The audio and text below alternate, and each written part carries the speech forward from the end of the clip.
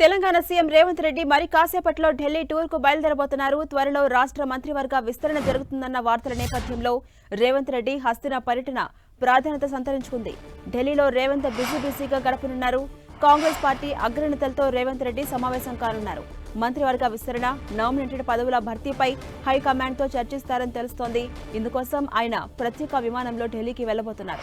పార్టీతో పాటు ప్రభుత్వానికి సంబంధించిన పలు అంశాలను రేవంత్ రెడ్డి హైకమాండ్తో చర్చించబోతున్నారు. నిన్న పొలిటికల్ అఫైర్స్ కమిటీ మీటింగ్లో తీసుకున్నటువంటి వివరాలను కూడా ఆయన హైకమాండ్కు తెలియజేయబోతున్నారు. పార్లమెంటు ఎన్నికల్లో తెలంగాణ నుంచి సోనియా గాంధీ పోటీ చేయాలన్న తీర్మానాన్ని హైకమాండ్ దృష్టికి తీసుకెళ్లబోతున్నారు రేవంత్ రెడ్డి.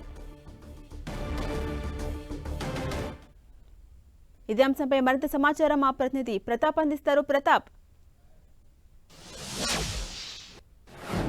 ఝాన్సీ మరి కాసేపట్లో సీఎం రేవంత్ రెడ్డి ఢిల్లీ టూర్కు బయలుదేరబోతున్నారు. ముఖ్యంగా పార్టీకి సంబంధించిన కొన్ని అంశాలను ప్రధానంగా హైకమాండ్ దృష్టికి తీసుకెళ్లాలనే ఒక ఆలోచనతోటి సీఎం ఢిల్లీ టూర్ పెట్టుకున్నట్టుగా కూడా తెలుస్తుంది. ముఖ్యంగా నిన్న పీఏసీ సమావేశం జరిగింది కాబట్టి నిన్న పీఏసీ సమావేశానికి సంబంధించి ముఖ్యమైన అంశాలు ఏదైతే సోనియా గాంధీ ఇక్కడ నుంచి తెలంగాణ నుంచి పోటీ చేయాలి పార్లమెంట్ ఎన్నికల్లో అని చెప్పారో దానికి ఆ ఏకగ్రీవ తీర్మానాన్ని కూడా పార్టీ హైకమాండ్ దృష్టికి తీసుకెళ్లాలని చూస్తున్నారు. మరోవైపు అతి ముఖ్యమైనది క్యాబినెట్లో ఇంకా 6 బెర్తులు ఖాళీగా ఉన్నాయి కాబట్టి ఈ 6 బెర్తులను కూడా పార్లమెంట్ ఎన్నికల్లోపే భర్తీ చేయాలని చెప్పేసి సీఎం రేవంత్ రెడ్డి భావిస్తున్నారు. అందులో భాగంగా సామాజిక కూర్పును కూడా దీన్ని పరిగణలోకి తీసుకొని వాటిని భర్తీ చేయాల్సి ఉంటుంది కాబట్టి ఇప్పుడున్న పరిస్థితుల నేపథ్యంలో ఎవరెవరిని క్యాబినెట్లోకి తీసుకోవాలని ఒక ఆలోచన చేస్తున్నారు. ప్రస్తుతం ఉన్న అయితే సిచ్యువేషన్లో మైనార్టీ కోటా కింద ఇంకెవరిని తీసుకోలేదు కాబట్టి మైనార్టీ కోటాలో ఎవరిని తీసుకుంటారు అనేది ప్రస్తుతం అయితే ఆసక్తికరంగా మారిందని చెప్పుకోవచ్చు. ముఖ్యంగా షబ్బీర్ అలీ అయితే దీనికి సంబంధించి అంటే సీనియర్ నేతగా ఉన్నారు కాబట్టి కామారెడ్డికి సంబంధించి కూడా ఆయన పోటీ చేయాలనుకున్న సీట్ను కూడా సీఎం రేవంత్ రెడ్డి కోసం త్యాగం చేశారు కాబట్టి ఆ ముందు వరుసలో షబ్బీర్ అలీ అయితే ఉన్నారని కూడా చెప్తున్నారు. మరోవైపు హైదరాబాద్ను సంబంధించి కూడా హైదరాబాద్లో ఇంతవరకు కూడా ప్రాతినిధ్యం లేదు కాబట్టి హైదరాబాద్ విషయంలో కనుక పరిగణలోకి తీసుకున్నట్లయితే మైనార్టీ వారికి ఇవ్వాలనుకున్న కనుక ఖచ్చితంగా ఫిరోజ్ ఖాన్ కూడా పరిగణలోకి తీసుకునే అవకాశం ఉంటుంది. సో వీరిద్దరిట్లో ఎవరికి మైనార్టీ కోటాలో ఇవ్వాలనే దానికి సంబంధించి కూడా హైకమాండ్తో ఒకసారి డిస్కషన్ చేసిన తర్వాత పార్టీకి ఎవరిని అంటే క్యాబినెట్లోకి తీసుకుంటే పార్టీ ఎవరి వల్ల యూస్ఫుల్ అవుతుంది అనే అంశాలను కూడా పార్టీ హైకమాండ్ దృష్టికి తీసుకెళ్లి వీటికి సంబంధించి వివరించే డిస్కషన్ చేసే అవకాశం ఉంటుంది. మరోవైపు బీసీలకు సంబంధించి కూడా హైదరాబాద్కు సంబంధించి విషయంలో కానీ ఇప్పటివరకు ఇంకా క్యాబినెట్లోకి తీసుకొని అంజన్ కుమార్ యాదవ్ కూడా ఉన్నారు కాబట్టి అంజన్ కుమార్ యాదవ్ బీసీ కోటాలో ఏమన్నా తీసుకునే ఆలోచన ఏమైనా ఉంటుందా అనే ఆలోచన కూడా చేస్తున్న పరిస్థితి. సో మొత్తం మీద 6 బెర్తులు ఖాళీగా ఉన్నాయి కాబట్టి 6 బెర్తులకు సంబంధించి ఎక్కడెక్కడైతే వాటికి ప్రాధాన్యత ఇవ్వాలనే దానిపైన కూడా ప్రధానంగా డిస్కషన్ చేసే అవకాశం ఉంది. ఇప్పటివరకు మనం చూడొచ్చు అయితే ఉమ్మడి జిల్లాల ప్రాతిపదికగా ఇప్పటివరకు క్యాబినెట్లో కూర్పునైతే చేసిన పరిస్థితి. ఇంకా 4 జిల్లాలకు సంబంధించి ఉమ్మడి జిల్లాలకు సంబంధించి క్యాబినెట్లోకి ఇంకా ఎలాంటి వాళ్ళకి బెర్తులు లేవు కాబట్టి ఉమ్మడి ఆదిలాబాద్ జిల్లా కానీ ఉమ్మడి నిజామాబాద్ జిల్లా, రంగారెడ్డి జిల్లా, హైదరాబాద్ జిల్లా ఈ 4 జిల్లాలకు సంబంధించి ప్రాతినిధ్యం కూడా లేదు కాబట్టి ఈ 4 జిల్లాలకు సంబంధించిన ప్రాతినిధ్యాన్ని ఏ విధంగా తీసుకోవాలని ఒక ఆలోచన చేస్తున్నారు. ఉమ్మడి నిజామాబాద్ జిల్లాకు సంబంధించి షబ్బీరాలతో పాటు మాజీ మంత్రి సుదర్శన్ రెడ్డి కూడా రేస్లో ఉన్నారు. ఆయన బోధన నుంచి కూడా ఎమ్మెల్యేగా గెలిచారు కాబట్టి ఆ ప్రాతినిధ్యాన్ని కూడా పరిశీలన చేస్తున్న పరిస్థితి ఉంది.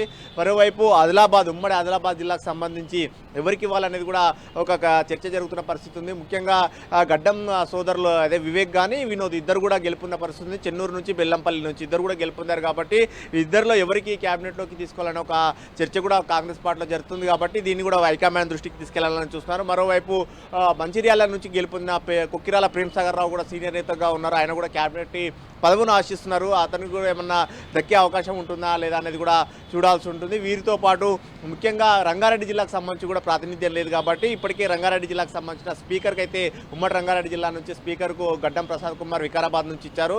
అయితే మరోవైపు పరిగి ఎమ్మెల్యే సీనియర్ నేతగా ఉన్న రామ్మోహన్ రెడ్డి కానీ అదేవిధంగా ఇబ్రహీంపట్నం నుంచి గెలుపొందిన మల్రెడ్డి రంగారెడ్డి వీళ్ళిద్దరు కూడా మంత్రి పదవులను ఆశిస్తున్నారు కాబట్టి ఈ క్రైటీరియా కింద ఏమైనా తీసుకునే అవకాశం ఉంటుందా అనేది కూడా పార్టీ హైకమాండ్తో డిస్కషన్ చేయాలని కూడా చూస్తున్నారు. ఎందుకంటే ఈ గత క్యాబినెట్ కూర్పు అంతా కూడా నెక్స్ట్ పార్లమెంట్ ఎన్నికలకు రిఫ్లెక్ట్ అవుతుంది కాబట్టి ఖచ్చితంగా వీటిని పరిగణలోకి తీసుకొని ముందుకెళ్లాలని ఒక ఆలోచన అయితే చేస్తుంది.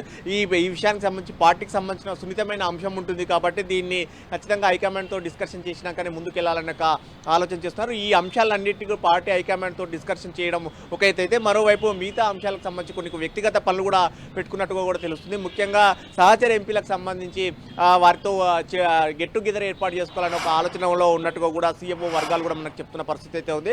సో ఈ నేపథ్యంలో ఆయన సహచర ఎంపీలుగా ఎవరెవరు ఉన్నారో వారితో గెట్ టుగెదర్ అయ్యే అవకాశం ఉన్నట్టుగా కూడా వర్గాలు చెప్తున్నాయి. సో ఈ వీటితో పాటు ముఖ్యంగా ఇప్పటివరకు ఆయన అంటే రేవంత్ రెడ్డి ఇప్పటివరకు ఎంపీగానే ఉంటూ ఒక క్వార్టర్లో ఉన్నారు కాబట్టి దాని నుంచి అది ఖాళీ చేసి ఇప్పుడు సీఎం అధికారిక సీఎం అధికారిక భవనంలోకి షిఫ్ట్ అయ్యే అవకాశాలు ఉన్నట్టు కూడా తెలుస్తున్నారు. దానికి సంబంధించి కూడా పరిశీలన చేసి వచ్చే అవకాశం ఉన్నట్టు. సో మొత్తం మీద ఈ అంశాలు 2-3 అంశాలు ఉన్నాయి కాబట్టి వీటన్నిటిని ఒకవైపు హైకమాండ్ దృష్టిలో హైకమాండ్తో ఈ అంశాలు పార్టీకి సంబంధించిన అంశాలన్నీ కూడా డిస్కషన్ చేయాలని ఒక ఎత్తుంది. మరోవైపు అతని అధికారిక భవనానికి సంబంధించి కూడా పరిశీలన చేసి వచ్చే అవకాశాలు ఉన్నట్టు కూడా చెప్తున్నారు.